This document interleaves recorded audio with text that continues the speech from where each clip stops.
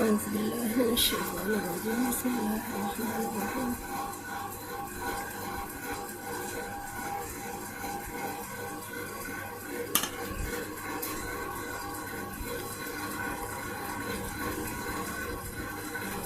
Video को आप and तक देखें। इससे आखिर में मैं बकरी वालों का एक राज बताऊंगी जो आपके काम आएगा इंशाल्लाह। बिस्मिल्लाहिर्रहमानिर्रहीम।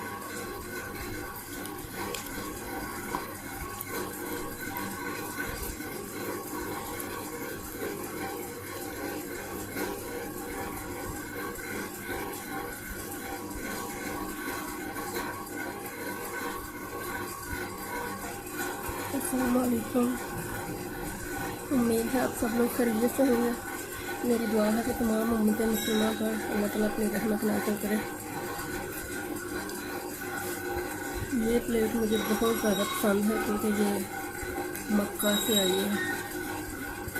इसके साथ की 4 प्लेटें थी जो मैंने एक एक गिफ्ट कर दी है। बिस्मिल्लाह।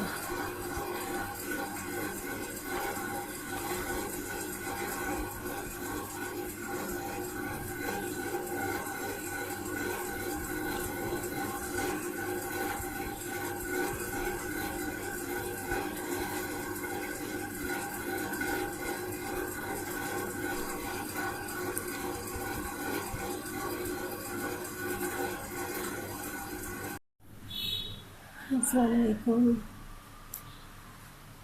ये मेरा आज का दोपहर का खाना है, बहुत ही सिंपल और गरीबों वाला। ये मैंने कचूमर अभी बनाना है। प्याज़ों को मैंने नमक लगा के धो लिया था और हकीम कहते हैं कि एक दिन में एक टाइम में सिर्फ 1 चम्मच प्याज खाने चाहिए, क्योंकि अगर इससे ज़्यादा खाएं तो फिर आपके दिमाग के अंदर बू पैदा हो जाती है। तो ये अभी कचूमर बनाने लगी हूँ मैं।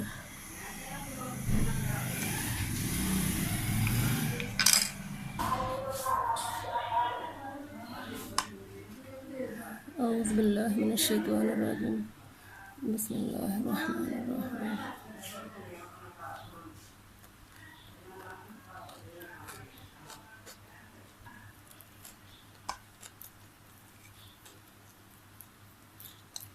बिस्मिल्लाहिर्रहमानिर्रहीम।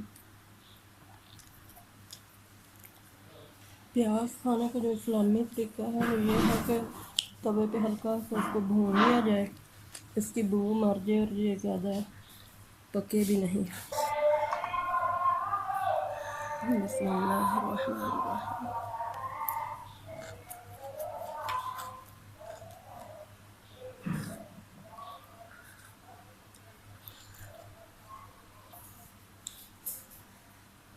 जो लोग वजीफ़े करते हैं उनको प्याज नहीं खाना चाहिए, क्योंकि प्याज की बू से, प्याज लहसुन हींग वगैरह की बू से फरिश्ते जो हैं वो दूर चले जाते हैं।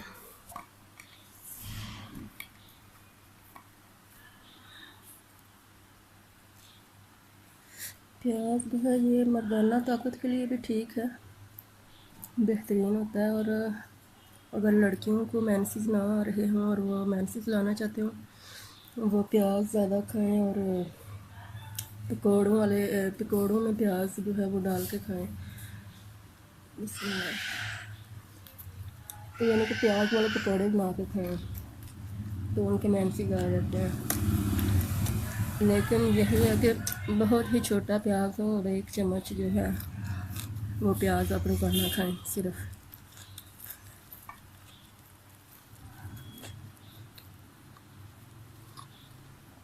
बिस्मिल्लाहिर्रहमानिर्रहीम।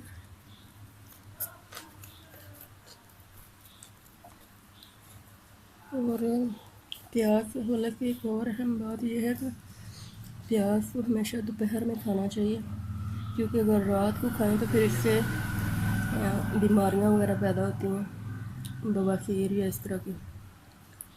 और ये हमेशा दोपहर को खाना चाहिए। और गर्मियों की जो लू वाले दिन होते हैं उसमें अगर प्याज खाया जाए तो ये लू के असरात को जिस्म से ख़त्म करता है।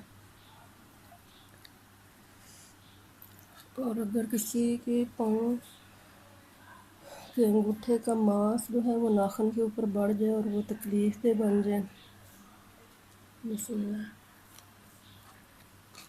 और पैर अगर अंगूठा जो है पैर का अगर कपड़े से भी टकराए तो दर्द होता है, और नाखून के पास से हल्का सा मांस जो है वो सूज जाए तो फिर आप रात को सोने से पहले प्याज जो है वो ले लें, उसका छिलका जो है, यानी कि प्याज आप लेंगे तो उसकी एक परत जो है बगैर काटे आप ले लें, 1 या 2 परत, और तवे पे एक चम्मच सरसों का तेल डालें, 1 चुटकी हल्दी डालें, और ऊपर वो प्याज जो आपने 1 परत उतारी है, 1 या 2 परत, वो आपको तड़क लें, और नीम गर्म जो है वो पाँव की अंगूठे की मुतसरा जगह पे रख के ऊपर पट्टी बांध दें, और सुबह तक इंशाल्लाह बहुत ज़्यादा आपको फ़र्क पड़ जाएगा।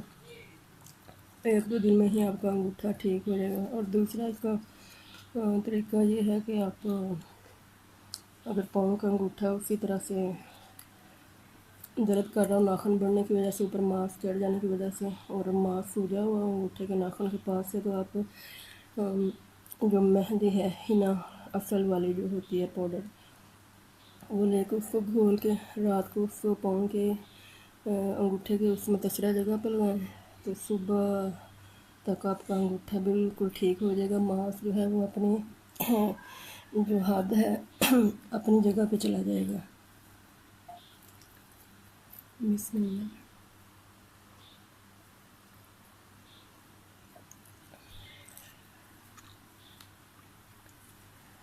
तो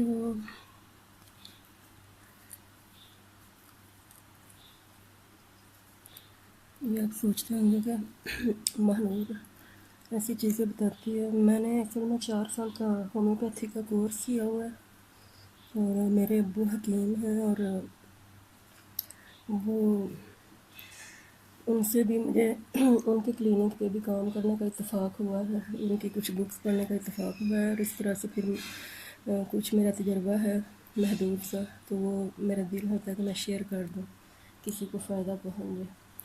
उम्मीद है आप लोगों को ये वीडियो अच्छी लगी होगी, और आप इसको शेयर करें बहुत ज़्यादा। अल्लाह ताला आप सब लोग की हिफाजत करे, और सारे पाकिस्तान को और तमाम मुमते मुसलमान को अल्लाह ताला अपनी हिफाजत में रखे। आमीन सुम्मा आमीन। औज़ु बिल्लाहि मिनश शैतानिर रजीम। बिस्मिल्लाहिर रहमानिर रहीम।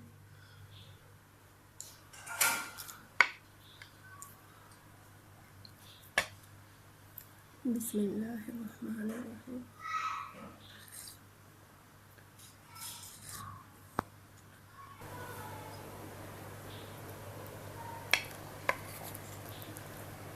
बिस्मिल्लाहिर रहमानिर रहीम।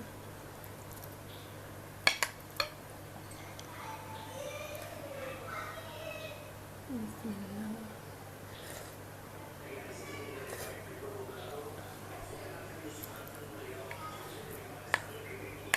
बिस्मिल्लाहिर रहमानिर रहीम।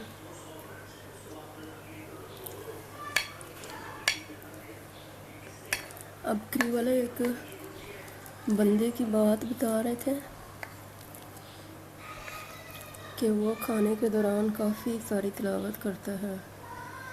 बिस्मिल्लाहिर्रहमानिर्रहीम। यानी कि वो सूरह कुरैश 1 या 3 दफ़ा खाने में पढ़ता है खाने के दौरान, और सूरह इखलास 3 दफ़ा पढ़ता है, और काफ़ी सारी ऐसी दुआएं जैसे रब्बना आतिना फिद दुनिया हसनतम व फिल आखिरति हसनतम व क़िना अज़ाबन्नार। और मैं हैरान हो रही थी कि इतनी तिलावत कोई खाने के दौरान कैसे कर सकता है। बिस्मिल्लाह। लेकिन डॉक्टर अब्दुल कदीर जो हमारे मुल्क के बेहतरीन साइंसदान थे ना, जिन्होंने एटम बम इस मुल्क के लिए खिदमात हैं उनके, और ईरान को भी उन्होंने प्रोवाइड किया, तो वो डॉक्टर अब्दुल कदीर जो हैं, उन्होंने एक इंटरव्यू में बताया था कि वो हर खाने के लुक़मे और हर घूंट पे, चाहे वो शरबत का हो, चाय का हो, सादा पानी का हो, तो उस पर वो बिस्मिल्लाहिर्रहमानिर्रहीम पढ़ते हैं। बिस्मिल्लाहिर्रहमानिर्रहीम। मुझे जब 2018 में डेंगू हुआ तो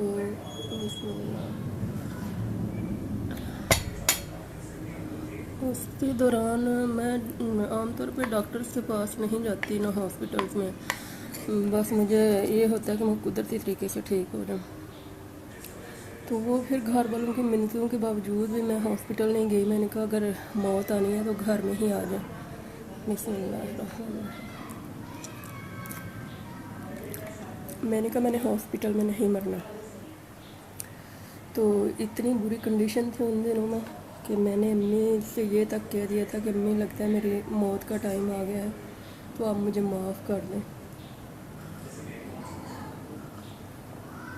तो 1.5 महीना में ऐसी हालत थी कि सिर्फ सेब की एक काश और 2-3 घूंट 7 अप के बस वो खाए पिए जाते थे मुझसे। उसके अलावा कुछ नहीं खा सकती थी। 22 घंटे सोती थी।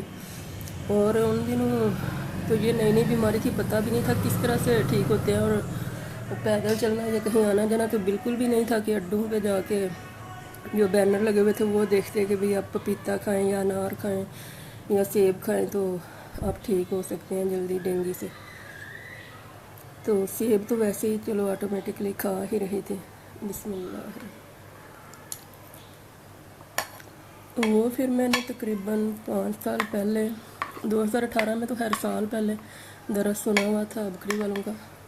उन्होंने कहा था कि अगर आप बीमार हो और कोई ऐसी बीमारी हो जो ठीक ना होती हो तो आप हर लुकमे हर घूंट पे बिस्मिल्लाह शाफ़ी बिस्मिल्लाह काफ़ी बिस्मिल्लाह माफ़ी पढ़े।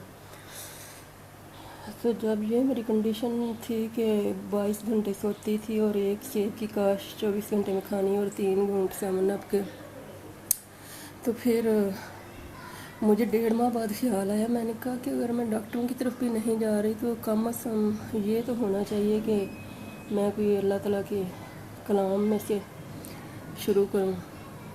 तो फिर मैंने जो भी मुझे चीज़ देते थे सेब या 7 अप, तो दिन ब दिन तो हर मेरी खुराक बढ़ती गई थी। हर दिन में 2-4 लुकमे खुराक बढ़ती गई इस दुआ की बरकत से।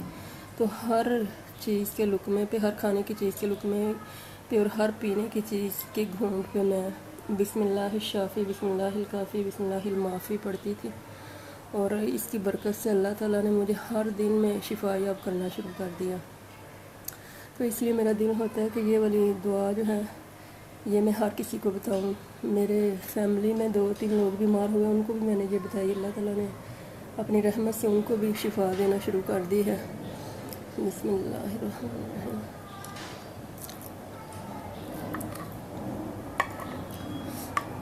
तो ये था आज मेरा दोपहर का खाना। मैं सिर्फ 2-3 बार ही ये अपने खाने शेयर करूँगी, उसके बाद शायद मैं अपने खाने शेयर ना करूँ। लेकिन मैं ये बताना चाह रही थी कि मेरी खुराक बिल्कुल सिंपल होती है। बिस्मिल्लाह। और मुझे मसनूई चीज़ें खाना बिल्कुल भी पसंद नहीं है। उम्मीद करती हूँ कि आप लोग भी इस चीज़ का ख्याल रखेंगे कि कम से कम पैकेट की और मसनूई अशिया की को इस्तेमाल करें और ज़्यादा से ज़्यादा कुदरती चीज़ों को इस्तेमाल करें। अल्लाह ताला तमाम दुनिया वालों को हज़रत इमाम हुसैन के सदक़े में शिफाए कामिला अता फरमाए। आमीन सुम्मा आमीन।